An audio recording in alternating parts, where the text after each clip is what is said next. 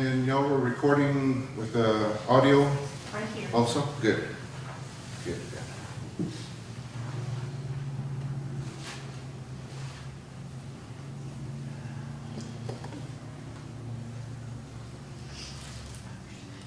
Before I begin any ceremony or presentation or consultation, I do what we in the native culture call a smudging. We use sage that is grown. This particular sage comes from South Dakota. It's very aromatic and it helps cleanse and purify the energies around us. So before I do anything else, I'm going to prepare just a small smudge so that we may be able to proceed.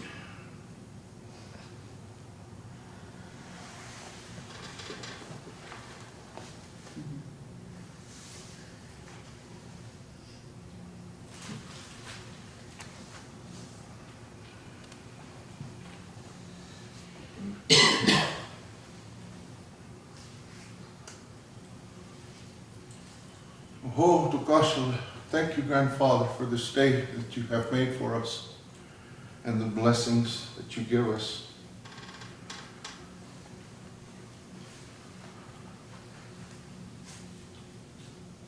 To the direction of the west, the direction in which we walk toward death. You have the power to give life and to take it away. We ask that you have pity on us, that the people might live.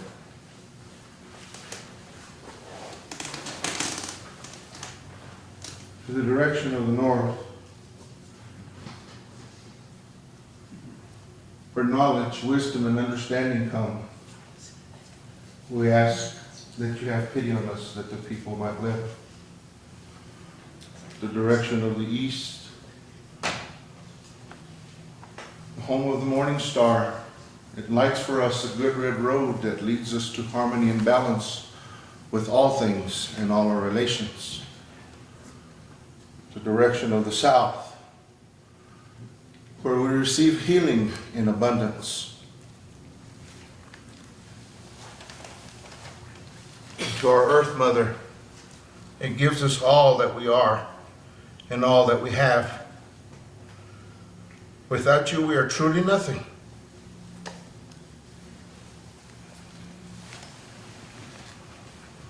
And we recognize the direction within. The direction of introspection, meditation, and prayer.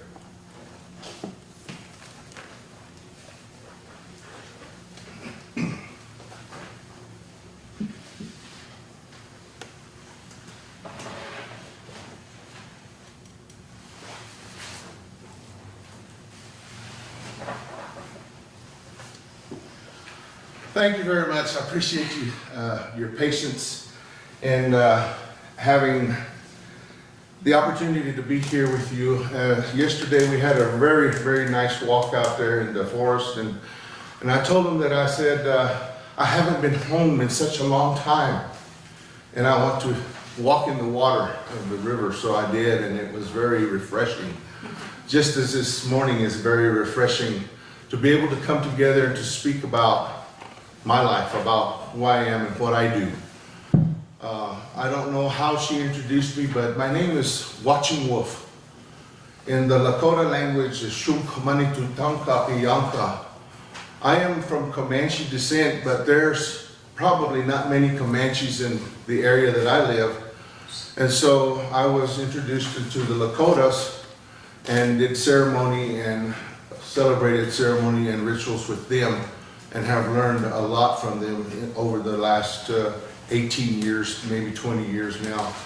But the topic of the discussion today is going to be metaphysical healing. I kind of stumbled upon this metaphysical healing, trying to get to know where I fit in, to get you to understand who I am and where I came from. Years ago, I was probably 29, maybe going on 30, And I was a father with one kid, one on the way, no vehicle. The engine had blown, the other vehicle, the other one had been repossessed. I was on drugs and alcohol, and I didn't know which way to go. My life was topsy-turvy. Had no clue what was going on. No spirituality. I was raised Catholic. It wasn't doing me any good. I didn't understand it, for one. Mama said, go to church. That's what I did. But I didn't understand what was going on in my life at that time. So I had to go back and discover who I was. Who are my people? Where did I come from? Found out that we were American Indian, Comanche. Tarahumara on my father's side, Comanche on my mother's side. And a little bit of Spaniard or Italian mixed in with it. I said, okay, so what did our people do? And I started researching and looking back, and I found that there was a rite of passage for a young man. It's called a vision quest, where they take you to the wilderness for 4 days without food and water. And I said, that's where I have to go. I have to go back to that point because I never had it. That's the starting point for a young man in the tribe or a young woman in the tribe. So I said, that's what I have to do. So I went out for the 4 days. I had an uncle take me out and set me out there for 4 days without food and water. And I asked the Creator, my life is such a mess. I said, I need to know something more than what I know now. I knew of the existence of the Creator, of a higher power, of God, of the way that we understand that higher power works in our lives. And so I went out there and I asked and I waited for the answer. On the third day, I received my vision. I was waiting for the sun to set and looking towards the west. And I sat there in the middle of nowhere with the mesquite bushes and the snakes and everything else that was out there. And my vision came. And the vision was that I was to come and to speak to the young people and to tell them my story and to other people and to talk about the healing powers that are there. A snake came to me in that vision and gave itself to me. And if you noticed on my leggings, they are rattlesnake skin. This rattlesnake gave itself to me so that I could use it for ceremony. It has a lot of power and a lot of medicine. The snake can kill you, but it can also heal you. And that's my characteristics. I'm so good at what I do that when I'm bad, I'm real bad. And when I'm good, I'm real good. So now I choose to stay towards the good side a lot better than the bad side. I've been through that. I've done enough bad for my lifetime. But out there, I got that vision.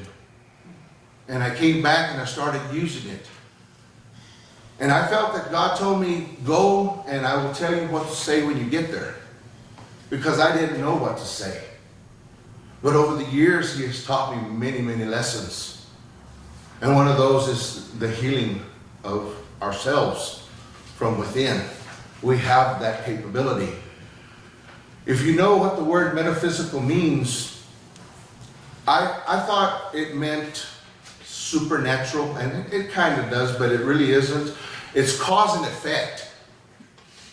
Everything that we experience has a cause and effect. That's metaphysical. For our illnesses, there's a cause, there's an effect, and there's a way to overcome it. Let me give you an example. If I were to give George here a $50 and put it in his shoe and let him walk in it all day long, what's going to happen to his foot? He's going to have a blister. If he doesn't take it out, that blister will fester and it will cause him maybe to lose his foot. That's cause and effect. If he reaches down there and takes that $50 out, the blister goes away and the healing comes. I'm going to share with you a story from yesterday and the day before. My wife was in South Dakota getting ready to do a Sundance ceremony. She became deathly ill. She had struggled all year long whether she was going to be at the ceremony and do the ceremony. It's grueling. 4 days of dance in the sun without food and water. And she's diabetic. Okay, she's been struggling with this all year long. She got there ready to do the ceremony. She felt ill, went to the hospital. They wanted to keep her another 24 hours. She called me and I said, go home. I said, if you can't make it to North Platte, and I'll pick you up in North Platte, we'll put the truck on the dolly and I'll carry you home. She called me this morning and she's so happy. She finally got it in her mind and her heart and her spirit that she didn't need to be there. The illness has gone away. And the doctors were saying they're going to have to do this, let's give you this, let's give you that. No. The body, our mind, our body, and our soul work together to keep us in balance and harmony. And when I personally step out of that balance, my body tells me, you better get back in line. And if I don't listen, then I suffer the consequences. I too struggled with having to leave the Sundance. I had been going there for 15 years. And I decided that it was time to cut it loose. It had served its purpose. It had taken me to where I needed to be in life. But I had to have 2 motorcycle accidents to do that, and I died on the first one and came back. They brought me back twice. 8 broken ribs, a punctured lung, and I flatlined. They brought me back. I was gone 10 minutes the first time, and I was gone 20 minutes the next time. They thought I had brain damage and I wasn't going to be able to do anything anymore. But here I am. And I credit that to the higher power in my life. I had to read between the lines, because when I had that motorcycle accident, it was the day before it was time to come up here for Sundance. And I had to read between the lines and try to figure out what it was saying to me. It's time to let it go. And I have another motorcycle, and I ride it, and I have fun with it, and I enjoy riding a motorcycle.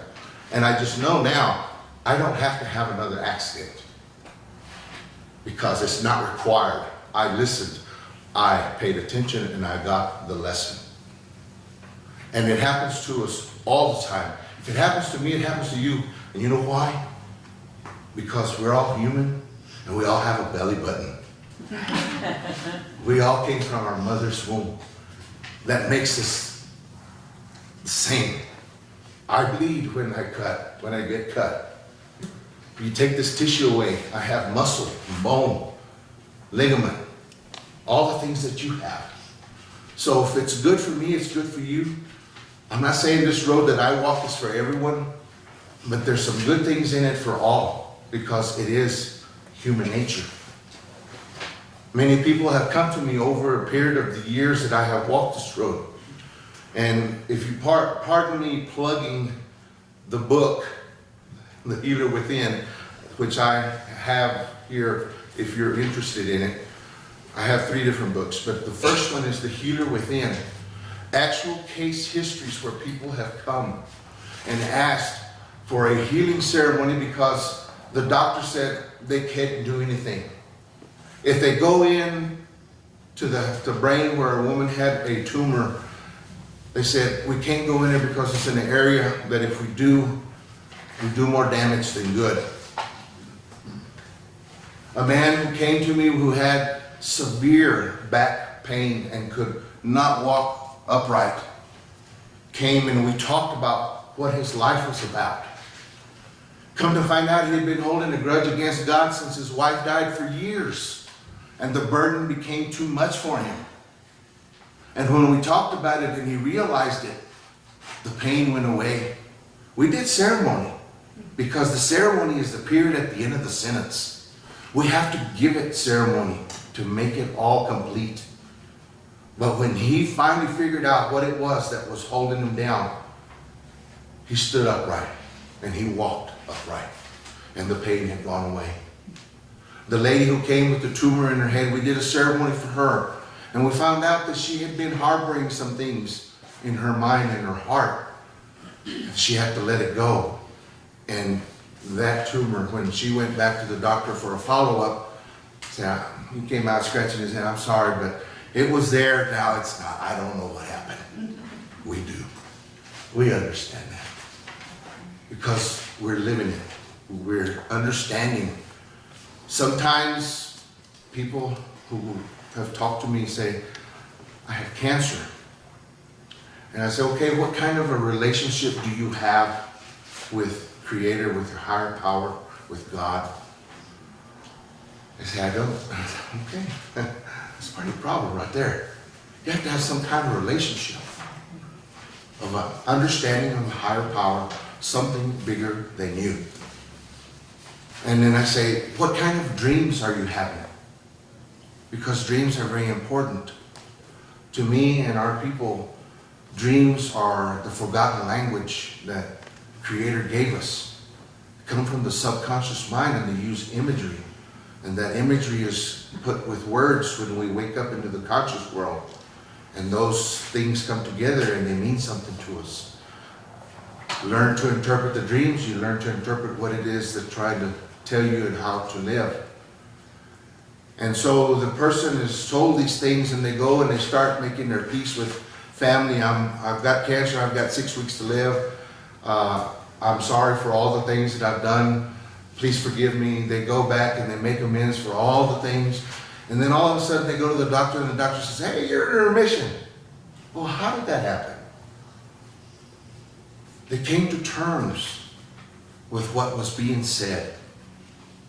And then sometimes those people go off the path again, and they forget how they got the remission. And then all of a sudden they go back to the doctor, and the doctor says, sorry, it's back. And it's too late. So in my understanding, the illnesses that come and the diseases that come, if you look at the word dis-ease, we are not at ease with what's going on. Those things come to tell us to move from where we are in life, to make us jumpstart and move to the next step.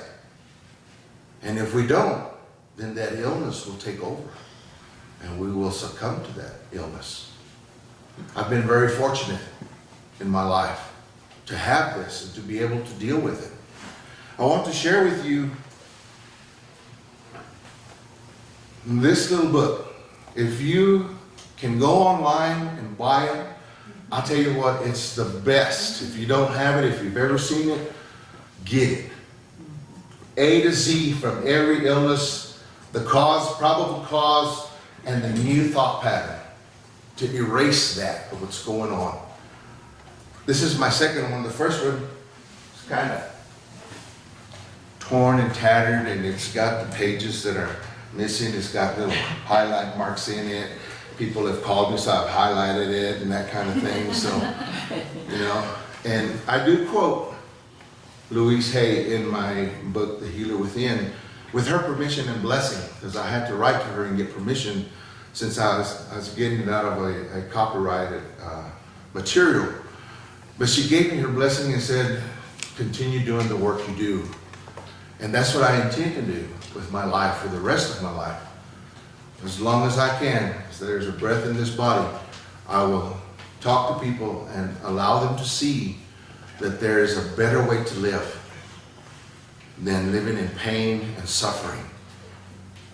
My wife is a registered nurse who works hospice. And she talks to me a lot about her patients sometimes.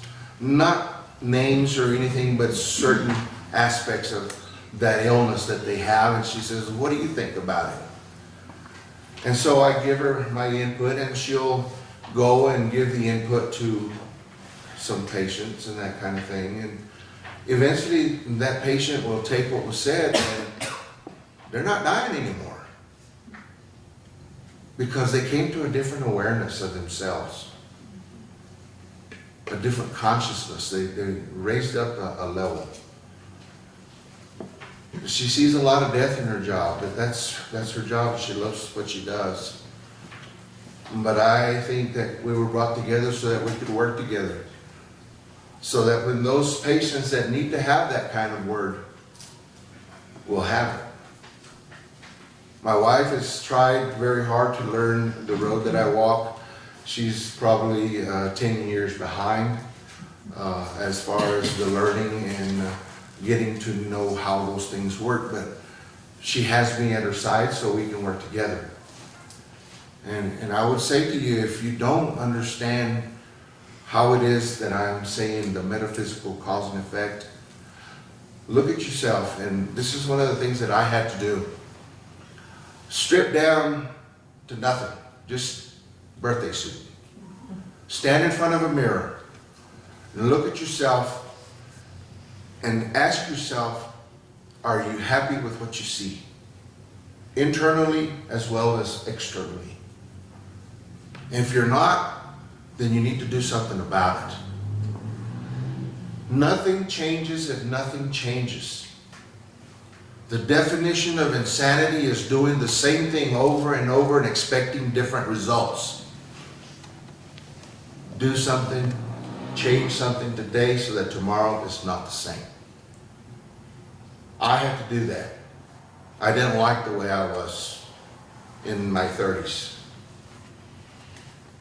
Addicted to drugs and alcohol, not living a very good life with family. And so I had to do something to change it. The spirituality came into my life. I started to understand myself as a spiritual person.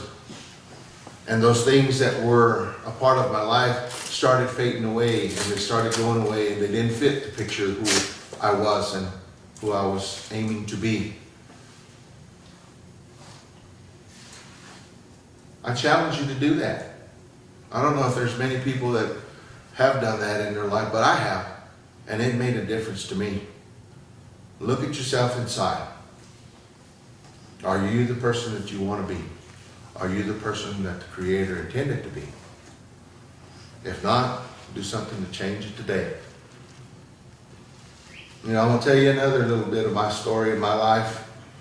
There's many things that come along in our life to try to take us off track, to get us going in a different direction, to get us to quit doing what we're supposed to do in life. As I know and understand, we come here to do a job, to have a soul progression and go where we got to go back home. 4 years ago, my son was 21 years old. He was into drugs and alcohol. And I would tell him, look at me and know my story, that I was on drugs and alcohol and found that it was a dead-end street and there was nothing good in it. He didn't take the example. He didn't look